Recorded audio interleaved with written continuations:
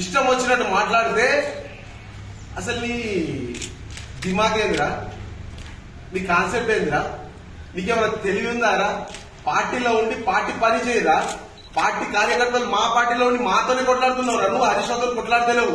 అరే Harish Rao camp office ముట్టడి చేసిన పేపర్లు చూపెట్టమన్నావు కదా, రా రేపు ఏడికి వస్తారా? ఇదే సీనియర్ నాయకులు ఇదే కార్యకర్తలతో మాట్లాడరా, మా కార్యకర్తలతోని. సిగ్గు శరం ఉండాలి, సిగ్గు శరం ఉండి మాట్లాడితే రా.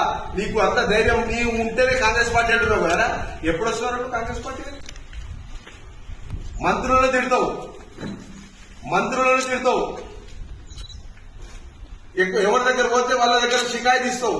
నీది షికాయత్ ఇస్తావు, మా మీద నీ షికాయత్ ఇచ్చేది నువ్వు.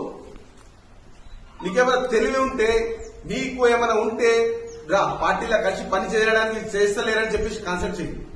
అంతేకాని మా పార్టీ నాయకులు మా కార్యకర్తలు జోలికి వస్తే బిడ్డ ఇక నువ్వు ఒకసారి చూసినాం, 2 సార్లు చూసినాం, 3 సార్లు చూసినాం, ఇక పైన చెల్లదు. ఇదే అధిష్టానానికి నీ మీద నేను, నా నాయకులు, మా కార్యకర్తలు అందరు పోయి నీ మీద ఫిర్యాదు చేస్తాం. డ్రామాలు వేస్తున్నావా? ఇలా కాంగ్రెస్ గవర్నమెంట్ వచ్చిందని కడవ కప్పుకొని నువ్వు డ్రామాలు చేసి హుషారు చేయాలని ఏదో కాన్సెప్ట్ నీ వల్ల నడుస్తున్నారు. సిద్దిపేట నువ్వు ఎప్పుడు వచ్చినా హరీష్ రావు క్యాంప్ ముట్టడి చేయాలి, దమ్ము లేదు. ఎందుకంటే నీ బాస్, నీకు జీతం వస్తుంది. నీ జైలుకి వెళ్ళినా ఎప్పుడు పోయినారా నువ్వు జైలుకి? ఎందుకు పోయినారా నువ్వు జైలుకి? రేప్ కేసు మీద జాబ్లు ఇప్పిస్తానని చెప్పేసి దాని మీద పోయినారా నువ్వు? ఏదో పార్టీ కార్యక్రమాలు చేసినాక మా నాయకులు మా కార్యకర్తలు ఇలా జైలుకు పోయారు. ఇలా ఎన్ని కేసులు చూపిస్తారా?